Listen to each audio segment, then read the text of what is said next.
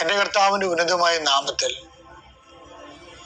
കർത്താവെ അന്ധന് കാഴ്ച നൽകുവനെ, കർത്താവെ ചെകിടിന് കേളി നൽകുവനെ, കർത്താവെ ഊമന് സംഭാഷണം നൽകുവനെ,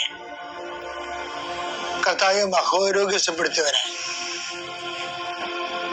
കർത്താവെ മരിച്ചവനെ ഉയർപ്പിച്ചവനെ, കർത്താവെ നിന്റെ തിരുനാമ ശുദ്ധി പറയുന്നു. നിന്റെ വിശുദ്ധ വലതുകരം മക്കളുടെ ശിരസ് വെക്കണമേ.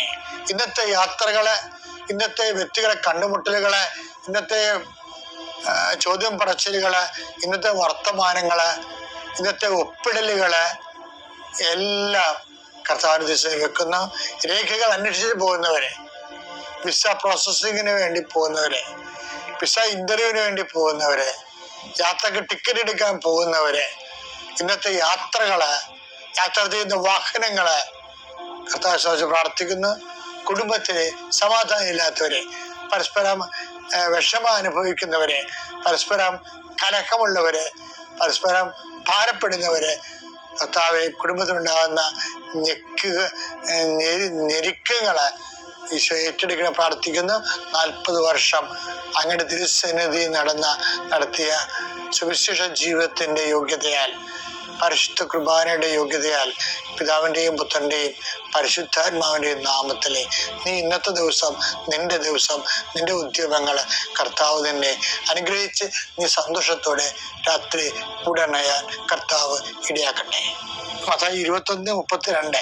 എന്തെന്നാൽ യോഹന്നാൻ നീതിയുടെ മാർഗത്തിലൂടെ നിങ്ങളെ സമീപിച്ചു, നിങ്ങൾ അവനിൽ വിശ്വസിച്ചില്ല.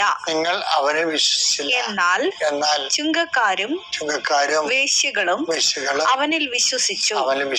നിങ്ങൾ അത് കണ്ടിട്ടും അവനിൽ വിശ്വസിക്കത്തക്ക വിധം അനുതപിച്ചില്ല.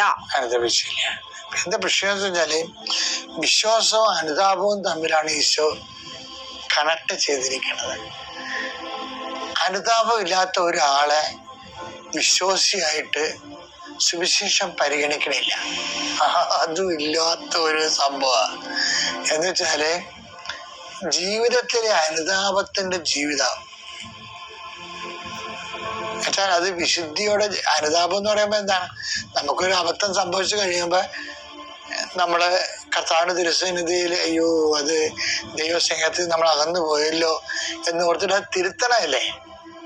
അപ്പൊ അങ്ങനെ ഒരു തിരുത്തല് ഡെയിലി നടക്കണില്ല എന്നുണ്ടെങ്കിൽ, പണ്ടെങ്ങോ ഉണ്ടായ വിശ്വാസത്തിന്റെ പുറത്ത് നമുക്ക് കർത്താവുമായിട്ട് അനുദിന ജീവിതം സജീവമായി സാധ്യമല്ല. അതാണ് വിഷയം. ഇപ്പൊ കർത്താവ് വിശ്വാസം ഉണ്ടോ എന്ന് ചോദിച്ചാൽ ആ വ്യക്തിക്ക് അനുതാപം ഉണ്ടോ?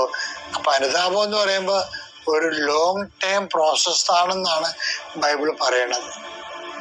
അതുകൊണ്ടാണ് ഈ പ്രസന്റ് കണ്ടിന്യൂസ് ഒക്കെ ഉപയോഗിക്കണത്. പത്രോസ് കർത്താവിനെ തള്ളി പറഞ്ഞു കഴിഞ്ഞിട്ട് പത്രോസ് ഒറ്റിക്കൊടുത്തൊന്നുമില്ല, കർത്താവിനെ തള്ളി പറഞ്ഞു എന്നേ ഉള്ളു. കർത്താവിനേക്കാൾ പ്രാധാന്യം താനായതുകൊണ്ട് കർത്താവിനെ ആ സമയത്ത് തള്ളിപ്പറഞ്ഞതാണ്. ഇപ്പൊ കർത്താവിനേക്കാൾ പ്രാധാന്യം നമ്മളാകണ ചില സമയങ്ങളുണ്ട്. ഇപ്പൊ നമുക്കൊരു ഇന്റർവ്യൂ വന്ന്, ജോലി വന്ന്, നമ്മൾ കുർബാന മുടക്കുമ്പോ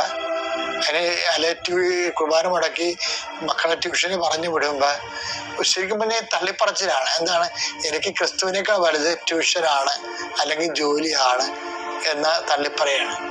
അങ്ങനെ തള്ളിപ്പറയുമ്പോ ഉണ്ടാകുന്ന ഒരു പ്രശ്നം, ഇങ്ങനെ പല കാര്യങ്ങൾക്കും തള്ളിപ്പറയാം. അപ്പൊ അനേകം തള്ളിപ്പറച്ചതിന്റെ ഒരു ആളുരൂപമാണ് ഇപ്പൊ നീ എന്ന് വിചാരിച്ചോ. അപ്പൊ എന്ത് ചെയ്യണം? അവൻ പുറത്തു പോയി കർത്താവിനെ നോക്കി. അപ്പൊ അവൻ പുറത്തു പോയി കൈപ്പോടെ കരഞ്ഞെന്നാണ് മലയാളത്തിൽ എഴുതി വെച്ചിരിക്കണത്. മരണം വരെ അവന്റെ അനുതാപം അവൻ അനുതപിച്ചുകൊണ്ടേയിരുന്നു. അനുതാപം മരണം വരെ നീളുന്ന ഒരു ലോങ് ടൈം പ്രോസസ്സാണ്. അപ്പോഴാണ് നമ്മൾ വിശ്വാസിയായി ദൈവം നമ്മളെ പരിഗണിക്കണം.